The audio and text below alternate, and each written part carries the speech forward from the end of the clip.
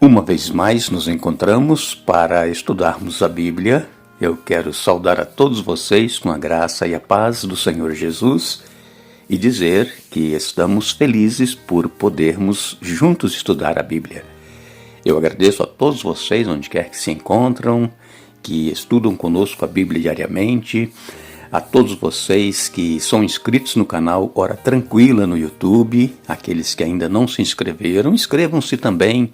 Dê o seu curtir, compartilhe com outras pessoas, assim a mensagem vai sendo pregada, o canal Hora Tranquila vai crescendo e alcançando lugares que nós jamais poderíamos ir.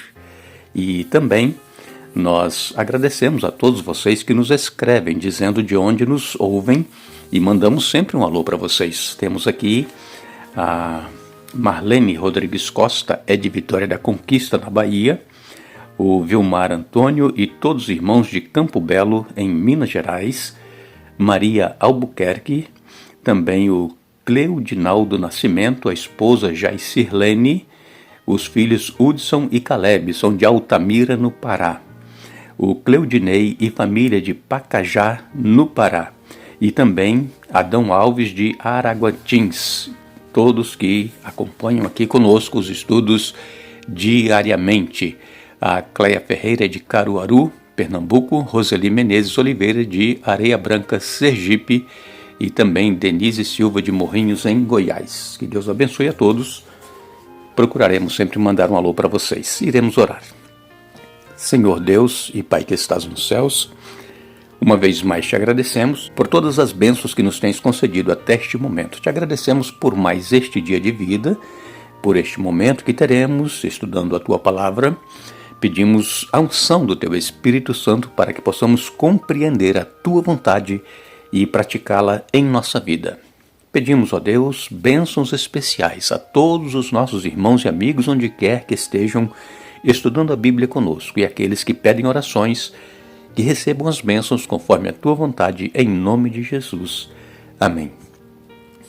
Vamos continuar o nosso estudo falando sobre a nossa esperança na breve volta de Jesus, a nossa esperança de estarmos um dia com Jesus eternamente, a nossa esperança de reencontrarmos os nossos queridos que já dormem no Senhor, e também vamos falar hoje sobre a nossa esperança no juízo de Deus, porque a justiça aqui neste mundo é falha, não é mesmo? Quantas pessoas, estão certas, têm a razão, mas a justiça dá o ganho de causa para aquele que não tem razão, para aquele que está errado. A justiça humana não é igual à justiça de Deus. A justiça humana, ela tem os seus interesses particulares, e a justiça de Deus não. A justiça de Deus, ele julga com retidão. Nós queremos ler na palavra de Deus, Eclesiastes 8, verso 14, diz assim: ainda há outra vaidade sobre a terra, justos a quem sucede segundo as obras dos perversos, e perversos a quem sucede segundo as obras dos justos. Digo que também isto é vaidade. Ainda lemos em Eclesiastes 12, nos versos 13 e 14, Eclesiastes 12, versos 13 e 14, de tudo que se tem ouvido a suma é: teme a Deus e guarda os seus mandamentos, porque isto é o dever de todo homem.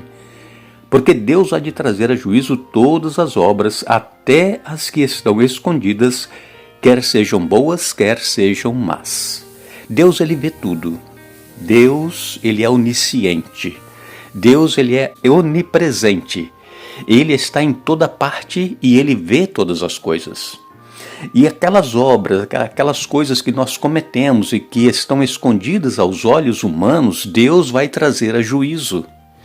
Então não há nada que nós façamos que nós possamos esconder de Deus. É por isso que a palavra de Deus nos diz: arrependei-vos e convertei-vos. Precisamos confessar a Deus aqueles pecados que as pessoas não sabem que nós cometemos. Porque quando Jesus voltar, Ele que será o juiz de toda a terra, Ele vai julgar segundo as nossas obras que as pessoas conheciam e aquelas que as pessoas não conheciam, mas que nós cometíamos. Então a suma é: teme a Deus e guarde os seus mandamentos. Seja obediente a Deus. Não tente enganar a Deus, porque Deus não se engana. Nós temos que ter muito cuidado, irmãos, com a nossa vida espiritual, como é que nós estamos vivendo. Claro que quando nós aceitamos a Jesus, nós estamos sendo salvos. Naquele momento nós fomos justificados, mas a partir daí nós precisamos viver uma vida coerente com aquilo que nós cremos. É por isso que muitos cristãos não estarão salvos quando Jesus voltar. Conforme nós já lemos aqui várias vezes, lá em Mateus 25, Jesus vai dizer: apartai-vos que não vos conheço. A salvação, irmãos, ela é um dom, é um presente de Deus. É oferecido a todo ser humano. E a partir do momento que nós aceitamos esta salvação, nós temos que viver os princípios da palavra de Deus em nossa vida. É consequência de nós termos sido salvos em Jesus. E ainda nós lemos também em Romanos capítulo 2, versos de 1 a 5, o apóstolo Paulo escreveu: portanto és indesculpável, ó homem, quando julgas quem quer que sejas, porque no que julgas a outro, a ti mesmo te condenas, pois praticas as próprias coisas que condenas. Bem sabemos que o juízo de Deus é segundo a verdade contra os que praticam tais coisas. Tu, ó homem, que condenas os que praticam tais coisas e fazes as mesmas, pensas que te livrarás do juízo de Deus? Ou desprezas a riqueza da sua bondade e tolerância e longanimidade, ignorando que a bondade de Deus é que te conduz ao arrependimento? Mas segundo a tua dureza e coração impenitente, acumulas contra ti mesmo ira para o dia da ira e da revelação do justo juízo de Deus. A palavra de Deus nos diz aqui claramente que nós não podemos julgar ninguém. E o nosso defeito como cristão é esse, ficar julgando as pessoas. Quem julga é Deus, porque nós julgamos uma pessoa, nós condenamos aquela pessoa, mas nós cometemos a mesma coisa, o mesmo erro, e às vezes até pior. Então nós temos que clamar a Deus por misericórdia e não ficar julgando, apontando o dedo, acusando as pessoas, porque nós cometemos os mesmos erros. Agora Deus não, Deus ele vai vir para julgar. Então nós não podemos julgar ou condenar as pessoas, mas deveremos amar as pessoas, porque nós somos iguais a elas também.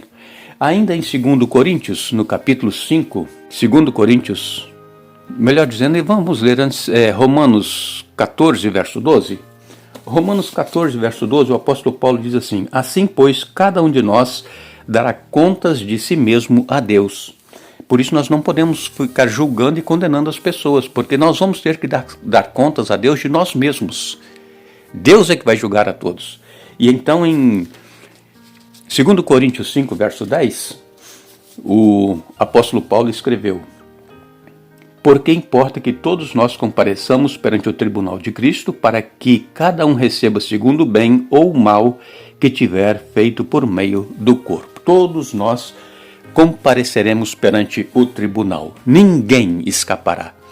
Nós não precisamos ter medo, amigos e irmãos, da volta de Jesus. Não precisamos ter medo se nós vivemos o cristianismo em nossa vida diariamente. Se nós buscamos a Deus todos os dias em oração, em estudo da Bíblia, e vivemos esses princípios em nossa vida, é claro que nós vamos ter um probleminha aqui, outro probleminha ali, mas nós temos que pedir perdão a Deus, e Deus nos perdoa. E o maior defeito nosso como cristão é ficar acusando as pessoas, apontando o dedo para o erro dos outros. Este é um defeito que nós precisamos eliminar da nossa vida. Se nós quisermos estar com Cristo nos céus, precisamos parar de julgar e condenar as pessoas. Vamos orar uns pelos outros.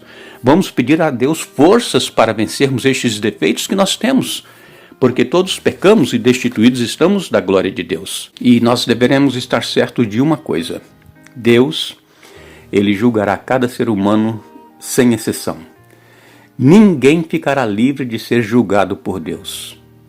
E estes textos que nós acabamos de ler nos falam muito claramente sobre o fato de que todos os humanos serão julgados. E o apóstolo Paulo, ele afirma que para Deus não há acepção de pessoas. Está lá em Romanos capítulo 2, verso 11.